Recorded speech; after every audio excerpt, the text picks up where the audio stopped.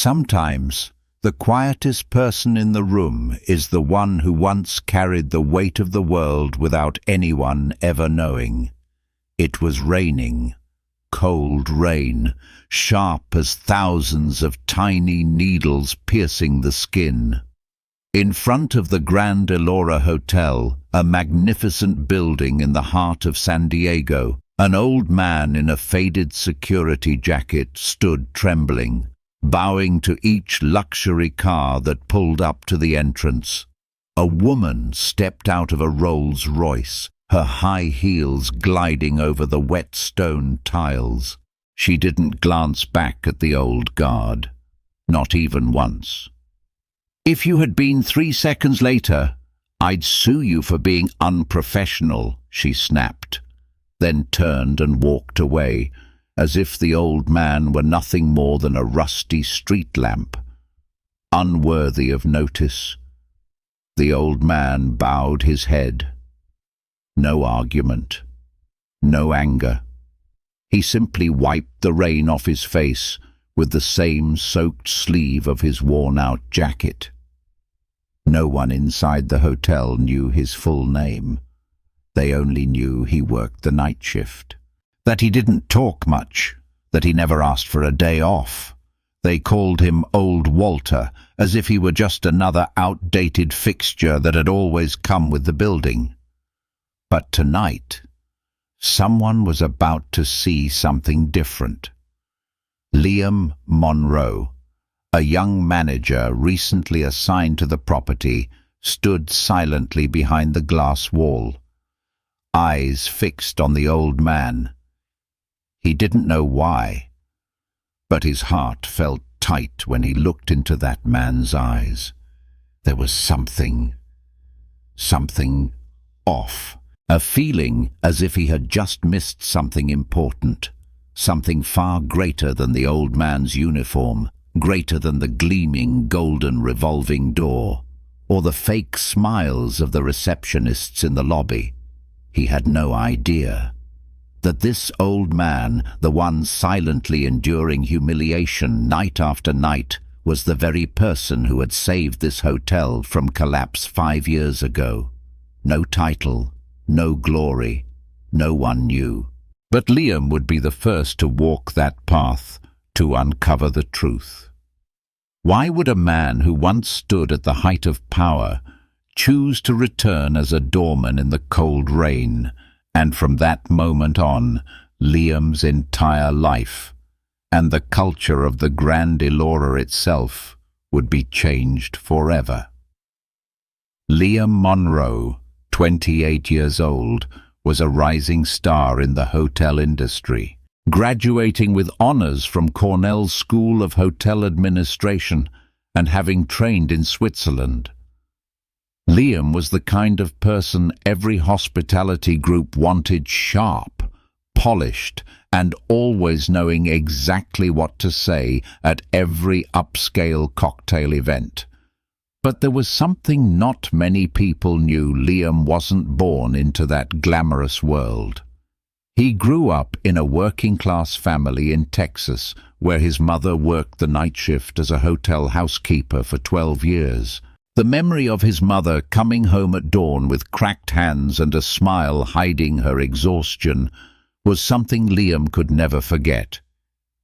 Everyone sees the guest as royalty, but who stands behind the scenes, keeping that royal flame from burning out? So when Eversol Hotel Group appointed him as the general manager of the Grand Elora branch in San Diego, Liam knew this wasn't just a career milestone. This was his chance to change something real. Not just improve service quality, but to change the way people saw those who quietly kept the hotel running every single day. In his very first meeting, when the mid-level managers discussed cutting overnight staff, Liam simply asked one quiet question: "Do any of you know the name of the night security guard?" No one answered. From that moment on, Liam decided he wouldn't operate like a typical manager. He wouldn't sit in an air-conditioned office, watching security cameras and reading reports. Instead, he chose to spend his first 3 weeks as someone invisible, sleeping in a temporary staff room, walking through maintenance corridors, and observing the hotel at night when most of the world was asleep, and the truth no longer wore makeup. And it was during those nights under dim yellow lights, among the soft dragging of suitcase wheels and the quiet breaths of janitors finishing their shift, that he began to notice Walter.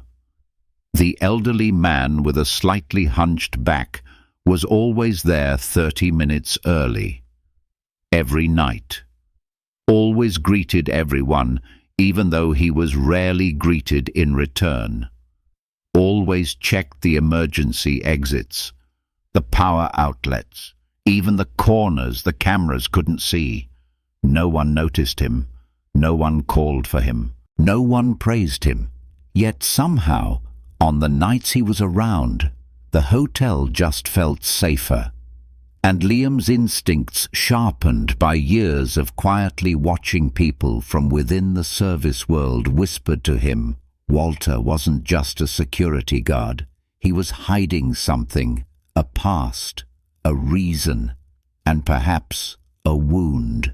One night, after all the guests had cleared the lobby, Liam stepped out from a side hallway just out of the camera's reach and slowly walked toward the elderly man checking the glass doors. "I'm Liam, the new manager," he said with a soft smile, extending his hand. Walter paused and looked at him for a second. His eyes weren't guarded, but they weren't welcoming either. They were simply the eyes of someone who had long grown used to being passed by. "Walter," he said, as he shook Liam's hand. His hand was cold, calloused but gripped firmly, with quiet respect. The conversation lasted barely over 5 minutes. But it was enough for Liam to sense one thing: Walter wasn't like anyone else in this hotel. He didn't say much, but every word carried weight. When Liam asked how long he had worked there, Walter simply replied, long enough to see things repeat, but still clear-headed enough not to give up. Liam started paying closer attention. He asked other department staff about Walter, people who walked past him daily, yet had never truly seen him. The answers surprised him. No one knew much. No one remembered exactly when Walter started. No one knew where he lived. Just scattered bits and pieces. He doesn't use the company email. Never taken a single day off. One time, the system had a gas leak and he was the first to detect it, even before the alarm went off. Liam returned to his office and logged into the internal HR system where every employee's record was stored. He searched for the file on Walter Hayes, but what he found was a sparse record. No photo, no emergency contact, not even an original contract. Just one strange note at the bottom of the file, transferred from legacy system before synchronization. Unverified. That shouldn't be possible in a luxury chain like the Grand Allura. Every employee, from chefs to receptionists, was required to go through a rigorous process of interviews, verification, and data archiving. But Walter, the man who had shown up every single night for over 7 years, was like a ghost with no trace. Liam pulled up the internal recognition board from the past 5 years. Walter's name wasn't there. Not even once. No employee of the month. No anonymous nomination. Not a single thank you letter from a guest. Only silence. A cold, unsettling silence. Then, on the 8th night of observation, Liam noticed something unusual. Every time Walter checked an emergency exit door, He would bend down, as if looking at something very specific. After Walter moved on, Liam quietly went to that door and found a faint pen mark, a tiny square drawn on the steel. No one would notice it, unless they already knew to look. Liam took a photo and went back to investigate, then began tracking other similar markings around the hotel, under electrical outlets, on fire extinguisher brackets, behind breaker boxes. It seemed someone had quietly created a personal safety inspection system far beyond the hotel's internal standards. And the only person who consistently followed those checkpoints was Walter Hayes. Liam returned to his office at 3 a.m. The lights were off. Everyone had gone home. It was just him, the glow of his computer screen, and a growing sense of curiosity. He accessed the hotel's internal technical system, the database that stored every infrastructure issue, maintenance alert, and incident report since 2016, a rarely used function.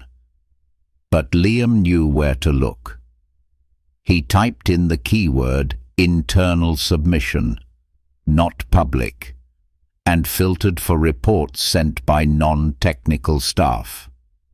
What came up made him stop breathing for a second. 32 special reports, all submitted by one account, W. Hayes. The first report dated back 7 years. The last one 4 years ago. No profile picture, no specific job title, just W. Hayes and a series of incredibly detailed notes, far beyond the expectations of a regular employee. March 12th. Elevator number 2's automatic braking system shows signs of wear. Recommend checking the magnetic switch. September 2nd. Possible minor gas leak in the basement auxiliary kitchen scent sensor has not triggered due to incorrect placement. November 14th. Detected potential duplicate employee ID codes at the time clock. Possible time fraud. Every alert was accurate and promptly addressed, but no one had ever known who the sender was. Liam clicked on the internal account tab and saw the status line, deactivated, reason unknown. He clicked deeper into the system profile, tracing the IP address. Every report had come from a single computer located in the basement inside the night security guard's break room. He pulled up the night shift schedule from that time period, and the name that appeared consistently unchanged for 4 straight years, Walter Hayes. Liam leaned back in his chair, eyes staring up at the ceiling as if a massive puzzle was slowly coming together piece by piece, layer by layer. The man didn't need titles, didn't need praise, didn't need a company email. He simply saw a problem and fixed it, saw a danger and prevented it, saw something wrong and quietly set it right. No one noticed, no one thanked him, and maybe no one ever questioned how a security guard could possess knowledge that surpassed the hotel's technical, financial, and security teams, except Liam. That night, for the first time in his life, he couldn't sleep, because he knew he hadn't just stumbled upon a kind old man. He was following the footsteps of someone who once carried this entire system on his shoulders and chose to step into the shadows when no one wanted to hear him anymore. It was nearly 2 a.m. The Grand Elora Hotel had sunk into the stillness unique to late nights. Only the soft hum of the air conditioning remained, and the dim yellow glow of the lobby lights. Liam stood by the coffee machine in the staff room on the ground floor, holding 2 steaming paper cups in his hands. He looked toward the entrance, where Walter had just finished checking the final lock on his shift. "Hot coffee," Liam said, extending one of the cups toward the old man. "Not Starbucks, but warm enough to keep you from freezing out there." Walter took the cup and gave a slight nod. "Thanks, but I'm guessing you didn't wake up in the middle of the night just to have coffee with an old security guard, did you?" Liam smiled. "Actually, I came to learn from the only person here who seems to know everything but never says a word." Walter looked him in the eye, a gaze weathered by time. Not dismissive, but not fully open either. He sat down on a plastic chair by the wall. Liam sat across from him. Silence for a few seconds. Then Walter began to speak, his voice low, slow, as if each word had been carefully pulled from the deepest parts of his mind. "It's been a long time since anyone asked me anything. A long time since I remembered what it feels like to be heard." Liam nodded, saying nothing. Walter spoke of the early rainy nights, of how he learned to hear when the air conditioning sounded wrong, how a flickering light could signal an electrical issue. There are things you can't learn from books, you learn them from patience. From walking the same hallway for years and noticing when something about it changes. Liam asked, "Why didn't you do more? Why didn't you put your name on things, speak up when others got it wrong?" Walter was silent. Then he answered with a quiet, sad smile. "Because sometimes, when you've said too much and no one listened, you learn that doing right is more important than being recognized." The words hit Liam like a weight. He knew he had just touched something deeper than anything he'd been looking for. He gently asked, "Did you used to work in engineering?" Walter took a sip of coffee, then shifted the topic. "You know why the emergency exit doors in this hotel are never jammed? Because someone still checks them every night, not for the paycheck, not because of orders, just because he doesn't want anyone to die from the small things others forget." Liam didn't ask anything further. He understood that the answers he was looking for wouldn't come from direct questions. They would come from listening, from staying a little longer, and from noticing the spaces in between the words, the places where Walter wasn't quite ready to reach out, but wasn't pushing him away either. That night, Liam left the security break room just as the first light of morning began to rise. He had no new evidence, no files, no clear leads, but he had something far more valuable. The first flicker of trust from a man who had chosen silence for nearly a decade. And he knew when someone has witnessed an entire system collapse and still stayed behind to quietly hold it up, they are not just a security guard. They are a living witness to things no KPI, no bonus, no paycheck could ever measure. After that late-night conversation, Liam was no longer just an observer. He became a seeker not to expose, but to understand. And the first thing he did was return to the people who had been with the Grand Elora the longest. In the basement laundry room, he spoke with Mrs. Dolores, who had worked there for nearly 20 years. When he mentioned Walter, she quietly folded a towel and said, "He came right after that year, after the hotel almost got sold to a foreign corporation. But then there was this anonymous advisor who stepped in and helped renegotiate the entire financial structure. No one ever knew who it was. All the documents were encrypted. All we know is, once everything settled down, that person disappeared, and a week later, Walter showed up." Liam froze for a moment. He rushed back to his office and pulled up an old article published in Hospitality Weekly. The November issue from 7 years ago, an internal feature titled "The Grand Elora Turnaround Miracle." The article stated that, at the last possible moment, a behind-the-scenes figure, someone with deep knowledge of finance, infrastructure, and service psychology, proposed a full revival plan to be executed within 60 days.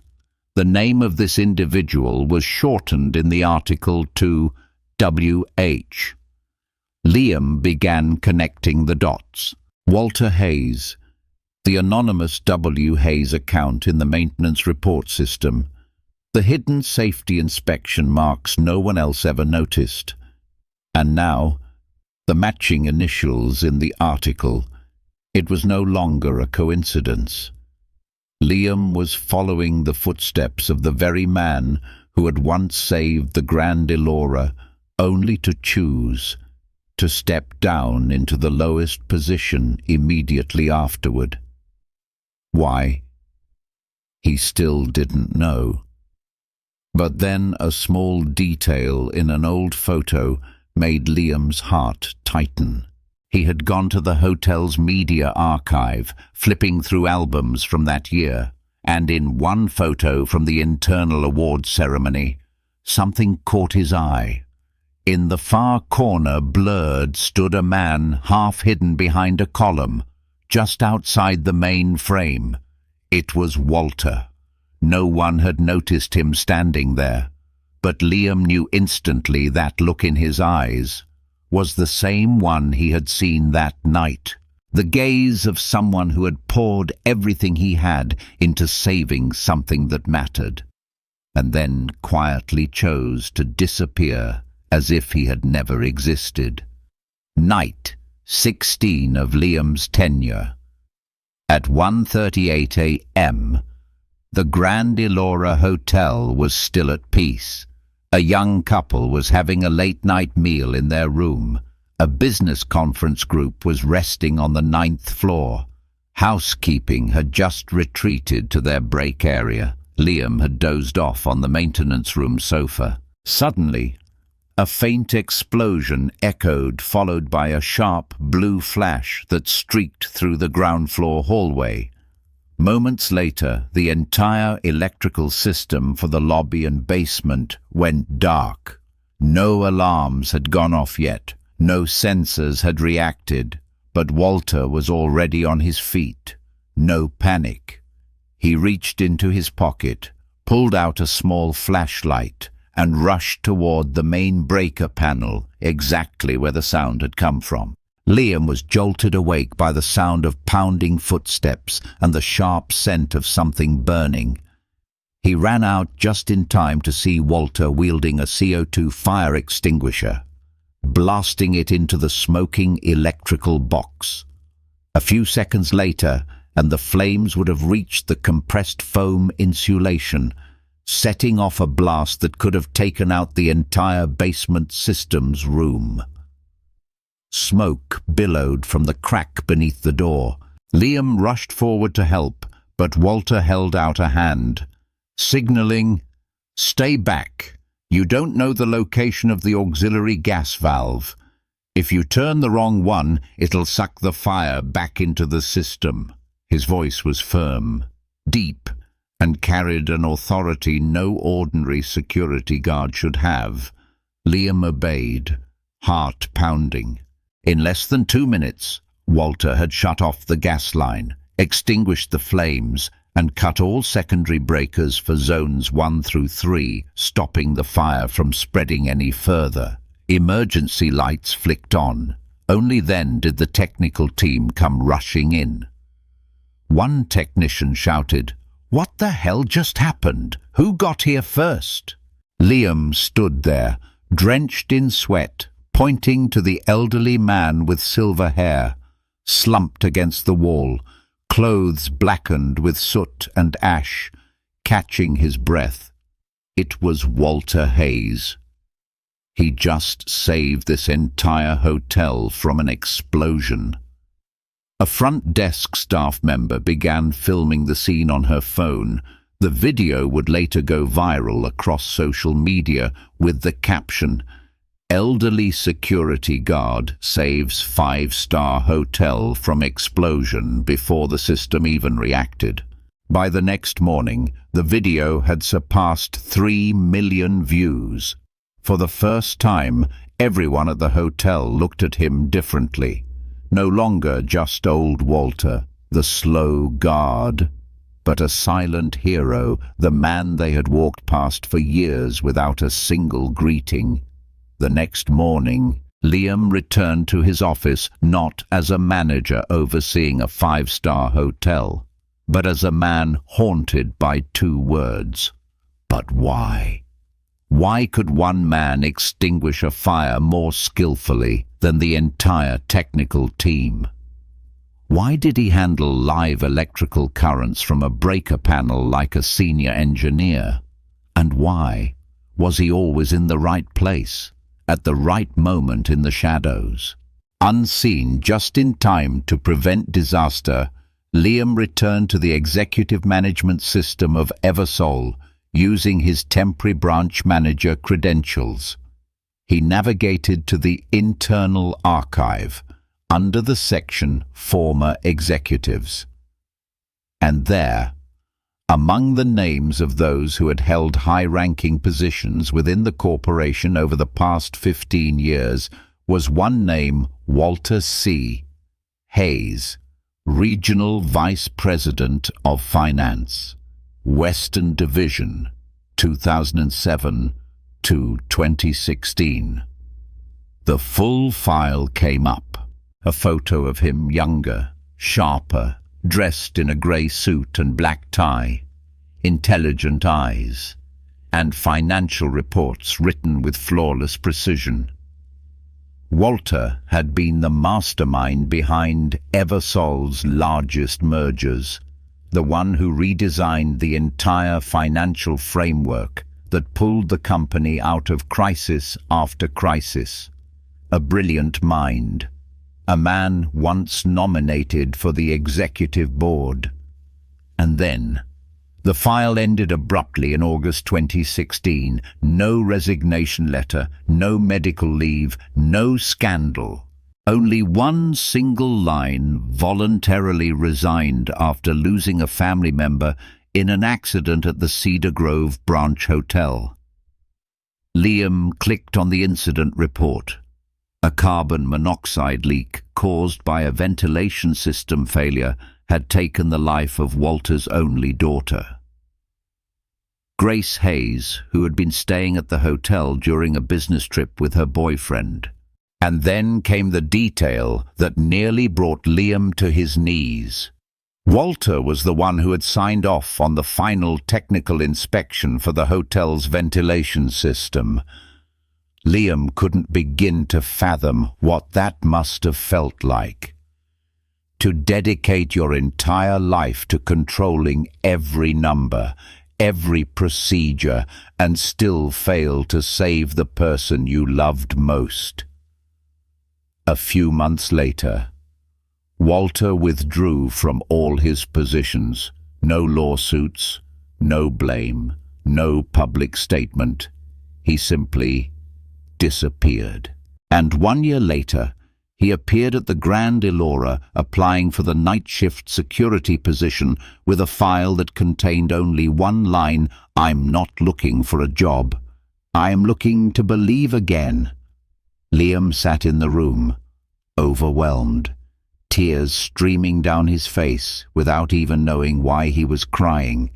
Maybe because for the first time he saw a loss that no one had ever spoken aloud.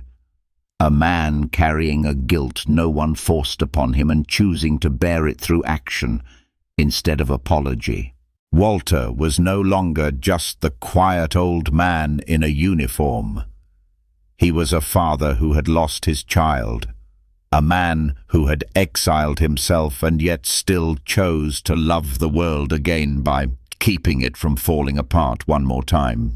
3 days after the fire incident, every major news outlet in the hospitality industry was talking about the Grandalora. The headline that stood out most: unsung hero security guard saves over 200 lives in 5-star hotel. Walter had become a symbol. But he remained the same.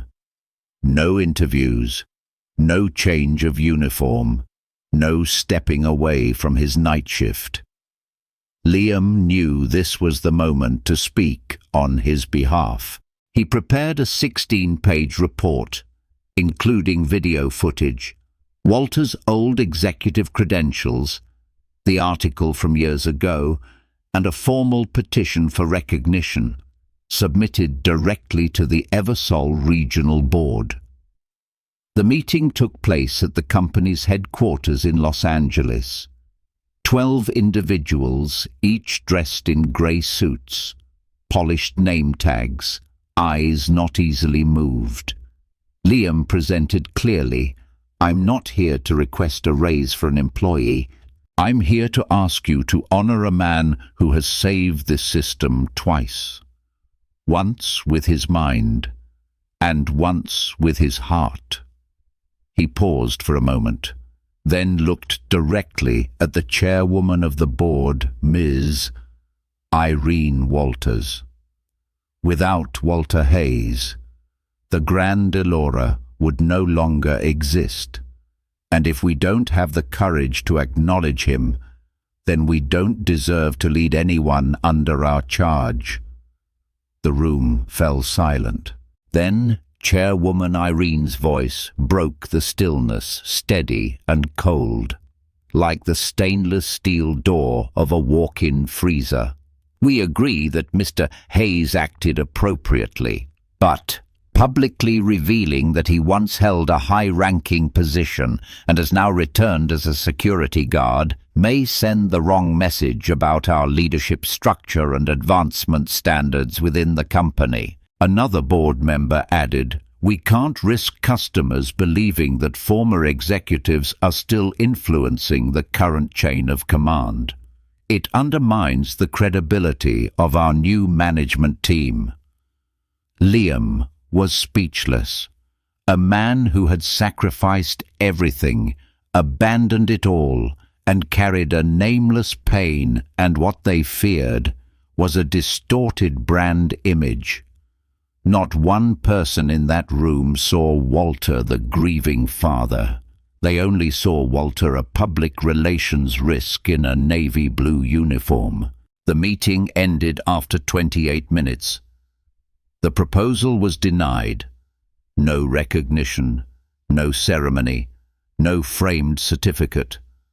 On his way out of the building, Liam walked like a man who had just lost faith in something he once deeply admired, a system that had once taught him about the value of people, but only applauded those people when they didn't make the system uncomfortable. That night, when he saw Walter again in the security break room, Liam simply said, "I'm sorry. They don't understand you." Walter wasn't surprised. He wasn't even sad. He just took a sip of his coffee and smiled. His eyes warm, "Liam, I never needed them to understand. Just one person who does is enough." 2 weeks after the proposal to honor Walter was rejected, Liam submitted his resignation. No big announcement, no farewell speech, no social media post. He quietly left the Grandalora carrying with him a leather-bound folder, carefully packed every report, note, safety marking, and personal document of Walter Hayes he had ever collected in silence. No one understood why a young, promising hotel manager would walk away right when his career was on the rise. But Liam knew exactly why he wasn't walking away.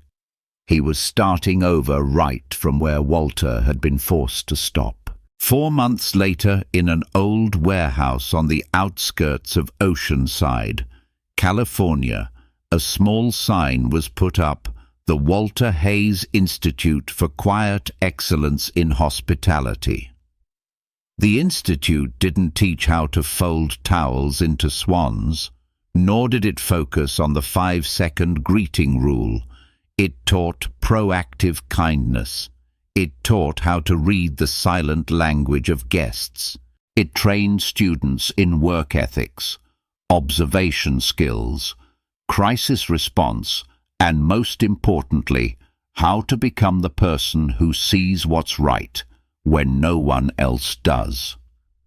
The first class had 9 students. Among them 3 former employees of the Grand Elora A housekeeper who once complained, "That old Walter keeps checking everything." A technician who used to dismiss the anonymous reports, and a receptionist who once scolded him for not opening the door fast enough. Now they sat in a quiet classroom, taking careful notes as Liam shared stories of the nights Walter quietly inspected electrical lines, extinguished fire hazards, and saved hundreds of lives without anyone ever knowing. Each session began with an old video clip, a real technical report, or a handwritten note left behind by Walter, the ink smudged. But the message clearer than any PowerPoint slide. One student broke down in tears after the very first lesson. "I never realized I had to understand a person to truly serve in this job." Liam didn't say much. He simply repeated something Walter had once told him on a rainy night. Sometimes, all it takes is one person to see the good and believe it deserves to be multiplied to change an entire culture. The Walter Hayes Institute slowly became something special, not flashy, no glowing signs. But in the hospitality industry, people began to whisper, "If you studied there, you don't just know how to serve, you know how to listen, you know how to take responsibility. And you know how to walk quietly, just like Walter once did." One January morning. The wind was cold and thin like the last breath of winter. Walter didn't show up for his shift as usual. The front desk waited 15 minutes, then 30, then called the next guard. No one had seen him. Eventually, they found him in the small room at the end of the basement hallway where he used to rest between shifts. Walter had passed away in his sleep. No hospital, no ventilators, no one by his side, only a folded piece of paper resting on the wooden table. "If one day I don't wake up, please don't hold a big funeral. I've lived my whole life in the places people don't notice, and I'm at peace with that. But if possible, turn on the yellow lights for one night, because that light is what helped me believe darkness never wins." News of his passing spread quickly across the Grand Elora network. The public was stunned. Those who once mocked him fell silent, and the students at the Walter Hayes Institute wept as if they had lost a father. Liam stood in the courtyard of the institute, reading Walter's final letter with trembling hands. "I'm not a hero. I'm just a man who once made a mistake and chose to spend the rest of his life protecting others from making the same one." That night, the entire Grand Elora Hotel in San Diego, along with 18 sister properties across the country, turned off their marquee lights. Only the soft amber glow of the main lobby remained burning for 12 hours, from 7 p.m. to 7 a.m., a symbol of remembrance for the quietest night watchman in the history of luxury hospitality, a man who never sought fame, repayment, or praise. He only wanted one thing: that kindness be preserved, and what is right be carried forward. 1 week later, the Eversol corporate board issued an official decision. They renamed their entire employee onboarding program the Walter Protocol, a training system built on principles of ethics, proactive responsibility, and quiet service. And in the west hallway of the Grand Elora, where Walter once checked every outlet, every emergency door, a small bronze plaque was installed. This hotel once stood because one man chose to kneel when no one was watching. The world often moves forward, carried by those who speak louder, run faster, stand taller. But sometimes, the ones truly keeping it from falling apart are those who choose to stay behind the curtain, remain silent, and do what's right, even when no one's watching. Walter Hayes left behind no social media accounts, no LinkedIn profile, no framed portrait in the hotel's grand lobby. But he left behind something no leadership program could ever manufacture with money, a standard for living quiet, but unshakable. Liam Monroe, once trained to become part of the next generation of leadership, was no longer just a hotel manager. He had become the keeper of a yellow light for those who had once been swallowed by the dark. And within every generation of graduates who walked out of the Walter Hayes Institute, there was one quiet reminder they carried with them. For life, you don't need to wear a suit to lead. You don't need a high seat to make an impact. You just need to stand in the right place when everyone else turns away, and hold on to what's right even when it goes unrecognized. On the day Walter passed, there were no trumpets, no grand farewell, only a world that grew a little quieter, as if it somehow knew. It had just lost a timekeeper, but maybe, because of him, the world today still has people who know how to listen, who know how to stand tall for what's right, and who know how to humbly pass the light on to the next. If you've ever met someone like Walter, someone who chose to do what's right when no one was watching, someone who saved you, helped you, or inspired you without ever asking for anything in return, please share their name in the comments below, because maybe your quiet tribute will be the warmth someone else needs on a day when hope feels far away. And if you believe the world needs more Walter Hayeses, please like, subscribe, and share this story, because kindness, when told the right way, never runs out.